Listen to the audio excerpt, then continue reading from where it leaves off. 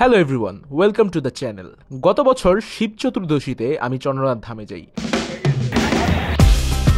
সেই অতুলনীয় once in a lifetime opportunity নিয়েই আজকের এই ব্লগ।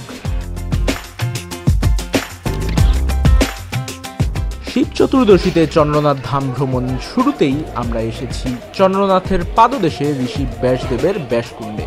পুরাণ অনুসারে মহামুনি ব্যাসদেব এবং অন্যান্য ঋষিগণ সহ এখানে অশ্বমেধ যজ্ঞ করেছিলেন। পূর্বে এটির আকার ছিল প্রায় 6 বর্গফুট, তবে তীর্থযাত্রীদের সুবিধার্থে এটিকে পুকুরের আকার দেওয়া হয়েছে। ব্যাসকুণ্ড থেকে স্নান করে আমরা ঢুকে পড়লাম পাশেই থাকা শঙ্কর মঠে। মানুষের ভিড়ে এখানে ইতিমধ্যেই শিব চতুর্দশীর আমেজ পাওয়া যাচ্ছে।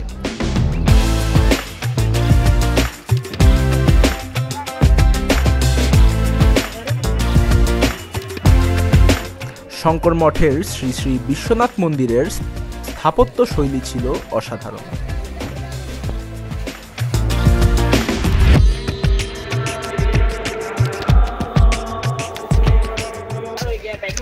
আজ 17ই ফেব্রুয়ারি, আমরা এখন আছি সীতাকুণ্ডের চন্দ্রনাথ ধামের পাদদেশে। এখানে আমরা ব্যাসকুণ্ডে আসছি। আমরা সকালেই নামছি, প্রথমে ব্যাসকুণ্ডে আমরা স্নান করছি, তারপরে শঙ্কর মঠ ঘোরা শেষে এখন আমরা দুপুরের প্রসাদ নেওয়ার জন্য এখানে আসছি। 10 মিনিট সময় লাগবে। তো আমরা এখন ব্যাসকুণ্ডটা একবার চারদিক দিয়ে ঘুরতেছি।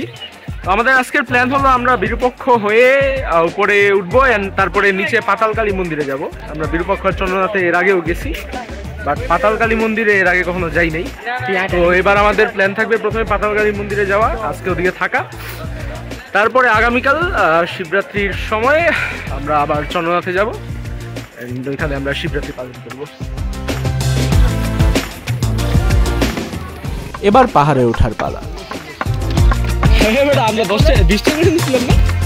শিব চতুর্দশী উপলক্ষে পাহাড়ে ওঠার ছড়ার দাম 20 টাকা থেকে 50 টাকা হয়ে গেছে। যদিও পাহাড়ে উঠতে এই ছড়া বিশেষ কোনো কাজে আসে না। এটা না, কিন্তু এটা হলো বিরূপক্ষ মন্দির আর ওইটা হলো চন্দ্রনাথ।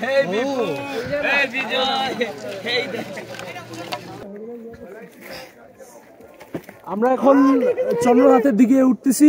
এখন আমরা স্বয়ম্ভূনাথ মন্দিরে আছি। এখান থেকে আপনারা একটু একটু মন্দিরগুলো দেখতে পারেন। বাম সাইডে যেটা দেখা যেতেছে ওটা হলো বিরূপক্ষ মন্দির, আর ডাইন সাইডে যেটা দেখা যেতেছে ওটা হলো চন্দ্রনাথ মন্দির। আমরা আমাদের আজকের ডেস্টিনেশন আসলে বিরূপক্ষ মন্দির থেকে আরো নিচে পাতালকালী মন্দিরে, যেটা এখানে অবশ্য দেখা যায় না। এবং আগামীকাল আমরা চন্দ্রনাথ মন্দিরে উঠবো। এবং আমার ট্যুরের সঙ্গী হিসেবে আছে সব আমার ম্যাথ ডিপার্টমেন্টের ছেলে পেলে।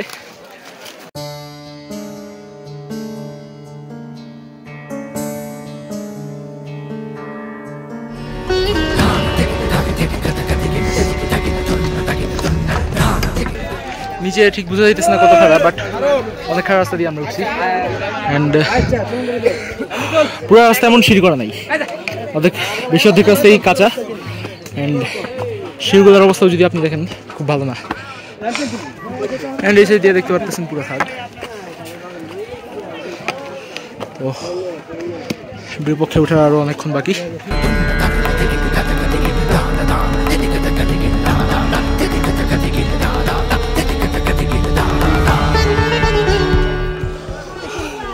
আমাদের প্রথম মেজর স্টপেজ বিরূপাক্ষ মন্দিরে আমরা পৌঁছে গেছি। তো এখনো যদিও পুরোটা উঠি নেই বুড়িপাক্ষেতে, তবুও 2 বছর আগের থেকে যে মেজর ডিফারেন্সটা আমি লক্ষ্য করতেছি ওটা হলো এবার মন্দিরটা একটু বেশি চকচক করতেছে। অ্যান্ড অলসো ভিড় অত্যাধিক বেশি, এবং কিছু ভাসমান দোকানও আছে। এটা হলো শ্রী শ্রী বিরূপাক্ষ আদি মন্দির। এটাকে টাইলস করা ছিল না, এটাকে পিওর ইটের ছিল। ওরা ইটের নতুন করে টাইলস করছে, হয়তো সংস্কার করছে। তবে আমার কাছে পুরান লুকটাই বেশি বেটার লাগে। তো আমাদের গ্রুপের 14 জনই বিরূপাক্ষে পৌঁছে গেছি। আজ শিবরাত্রির আগের দিন, তাতেই পাহাড়ে পা ফেলার জায়গা নেই। আগামীকালের অবস্থা কল্পনা করতে পারছি না।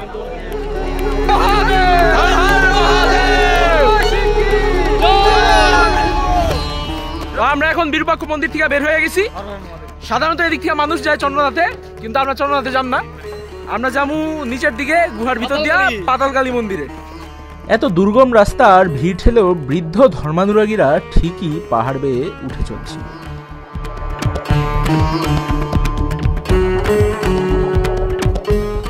যাত্রাপথে এই মুহূর্তে আপডেট হলো গিয়ে আমি 4টা এসএমসির প্যাকেট শেষ করছি এন্ড এখন আমরা কাশিমের টিলায় আছি। তো আমাদের যে নরসিংদীর গ্রুপ আছে 8 জনের, তারা আসতেছে এন্ড এই কাশিমের টিলার থেকেই আমরা পাতালকালী মন্দিরে যাবো। এবং এই রাস্তাটা আমিও চিনি না, দিগন্তও চিনি না, কেউ চিনে না, ওরাই চিনে, তো ওদের জন্য আমরা বসে দিচ্ছি। তো এখন আমরা ম্যাক্সিমাম মানুষের থেকে ডিটাচড হয়ে গেছি, সবাই যাইতেছে সবাই যাইতেছে চন্দ্রনাথ, আমরা যাইতেছি পাতালকালী। সো এই রাস্তায় কোনো মানুষ নাই।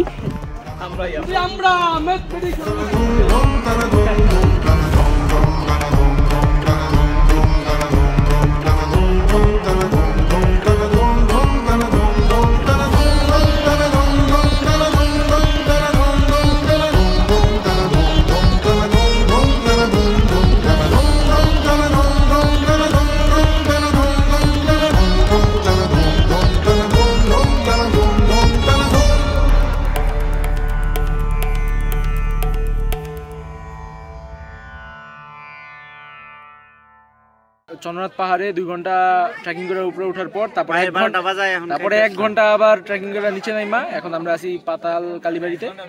তো আমরা ওঠার সময় বেশকুণ্ড থেকে প্রসাদ নিয়ে উঠছিলাম এবং প্যাকেট ফাইটা গেছে, বাট খাওয়ার উপযোগী আছে, এখনো গরম আছে। এখন আমরা প্রসাদটা খাইয়া দেখি স্নান টান করা যায় কিনা, তারপরে কালীবাড়িটা প্রদর্শন করি।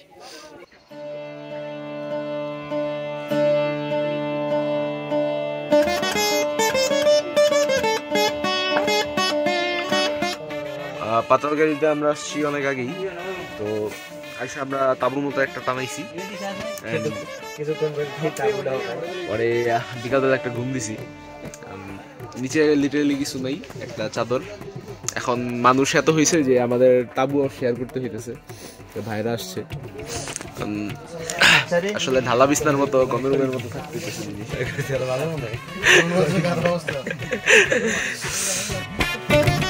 আমাদের গুলো হয়েছে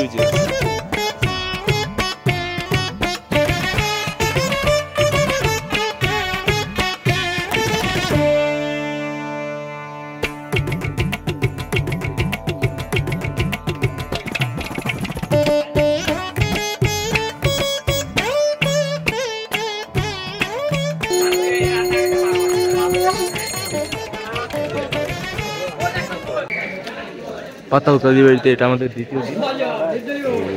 গতকাল রাতের তুলনায় আজকে সকালে মানুষ অনেক বেশি। গতকাল সারা রাত মানুষ নামছে পাহাড় থেকে এবং এখনও নামতেছে। রাত্রে ঘুমাইতে অনেক সমস্যা হয়ে গেছে, কারণ আমরা খবর পাইছিলাম যে রাতে বেশি শীত পড়ে না, কিন্তু আসলে অনেক শীত পড়ে। অ্যান্ড আমি গরম কাপড় চোপড় বেশি কিছু আনি নাই।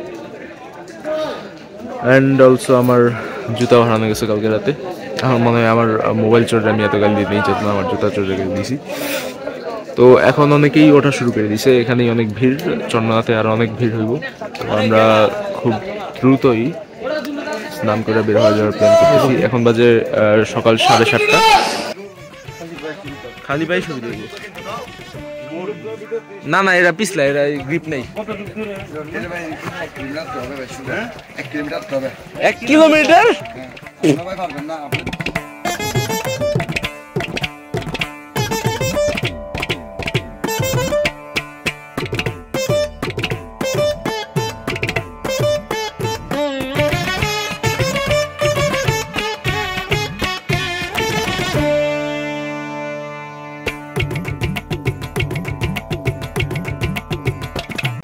আজ তারিখ 18 ফেব্রুয়ারি শনিবার। আমরা পাতালকালী মন্দির ছেড়ে এখন আমরা যাচ্ছি চন্দ্রনাথের চূড়ায়, চন্দ্রনাথ মন্দিরে মহাশিবরাত্রির ব্রত পালন করতে। আমরা পুরো ম্যাচ স্কোয়াড। আমরা গতকাল 2 ঘন্টা ধরে পাতালকালীতে নামছি, এখন এই 2 ঘন্টা ধরে উঠতে হইব, তারপর আবার 15 মিনিটের রাস্তার পর আমরা চন্দ্রনাথে পৌঁছাই যাব।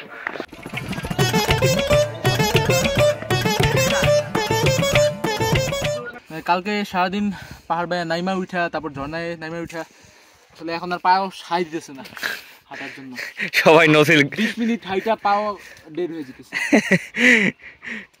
তাহলে আপনার অনুভূতি কি?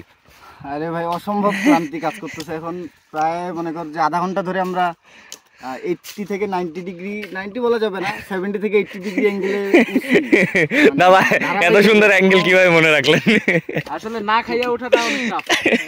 না থেমে একে তো গতকাল খাইছি 1.5 ঘন্টা টানা, আবার 1.5 আজকে ঘন্টা। খালি পেটে। আপনারা সবাই আসলে দেখতে পারতেছেন যে শিবরাত্রির ভিড়টা আসলে কিরকম। এখন মাত্র সকাল, আসলে দুপুরের পরে মানুষের ভিড় আরো বাড়বো, বাট আমরা এই জন্যই আগে উঠে গেলাম যাতে পরে আমাদের এক্সট্রিম ভিড়টা সহ্য করতে না হয় আসলে।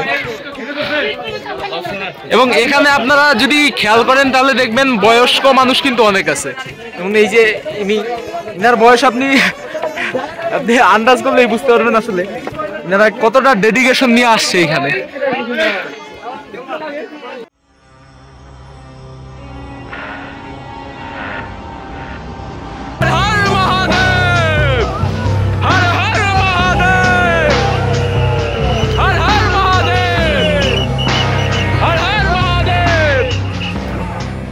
চন্দ্রনাথে ওঠার সাথে সাথেই শিব চতুর্দশীর ভিড় দেখে এক বিশাল রিয়ালিটি চেক খেলাম। তবে আরও বাজে পরিস্থিতি যে অপেক্ষা করছে তা জানা ছিল না।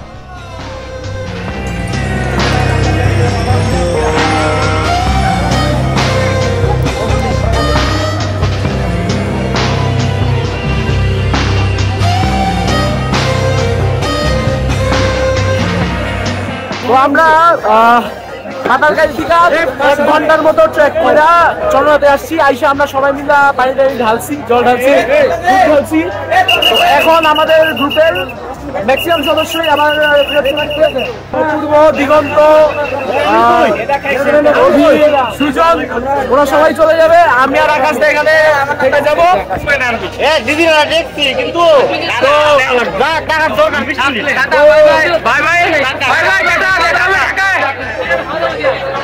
দেখা হবে তাদের সাথে আবার ঢাকায়। আমরা আপাতত আমি আর আকাশ দাদাই থাকতেছি।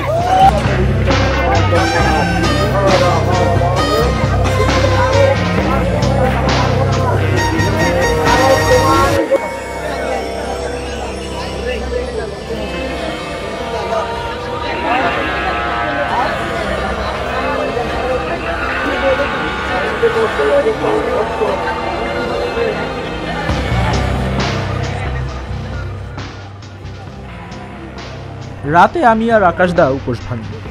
পুরো পাহাড়ে তীর্থযাত্রীদের সুবিধার্থে বৈদ্যুতিক বাতি লাগানো হয়েছে, যার ফলে উপর থেকে পাহাড়ের আঁকাবাঁকা রাস্তা দেখা যাচ্ছিল আর মাইকে একের পর এক মানিব্যাগ হারানোর খবর আসছিল।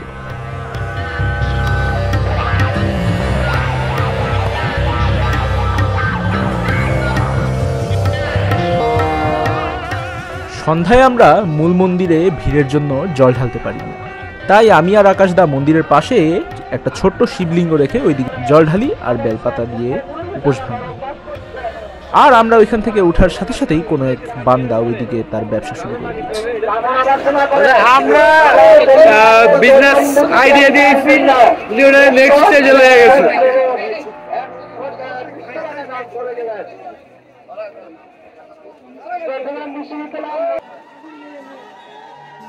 এই গাছটিতে লাল সুতো বেঁধে মানুষ তাদের ইচ্ছা আকাঙ্ক্ষা পূরণ করতে চায়।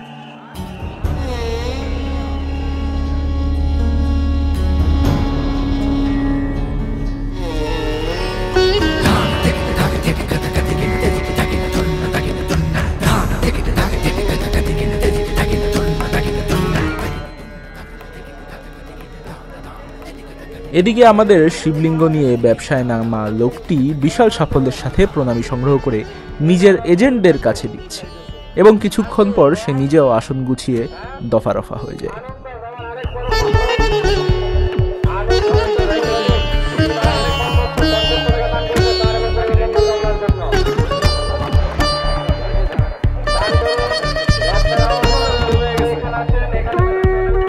রাতে মন্দির কর্তৃপক্ষ থেকে খিচুড়ি আর পায়েস দেওয়া হয়। আপাতত ওই দিকে ফোকাস করলাম।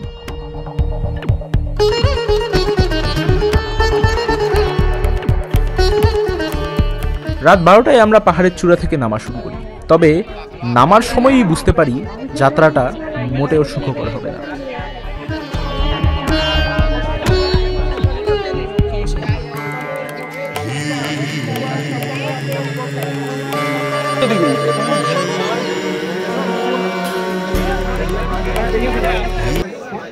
অবশেষে রাত 12টার দিকে আমরা চন্দ্রনাথ ধাম থেকে নিচের দিকে যেতেছি।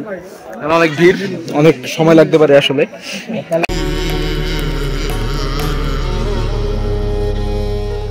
সরু পাহাড়ি রাস্তায় এতই ভিড় ছিল, নিচে কিসের ওপর পা ফেলছি বোঝার কোনো উপায় নেই। শুধুমাত্র সামনে থাকা মানুষটির ওপর ভরসা করে পা ফেলে এগিয়ে যাওয়া।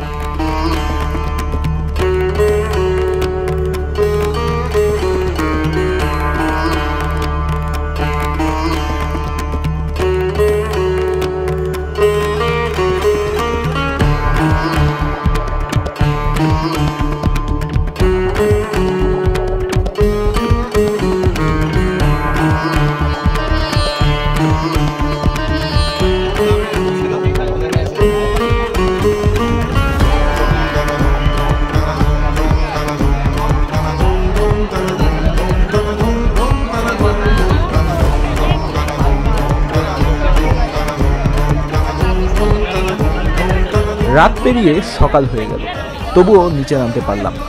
নিচে নামার পর শুনি মাইকিং হচ্ছে, কেউ জীবনের ঝুঁকি নিয়ে আর উপরে উঠবে না।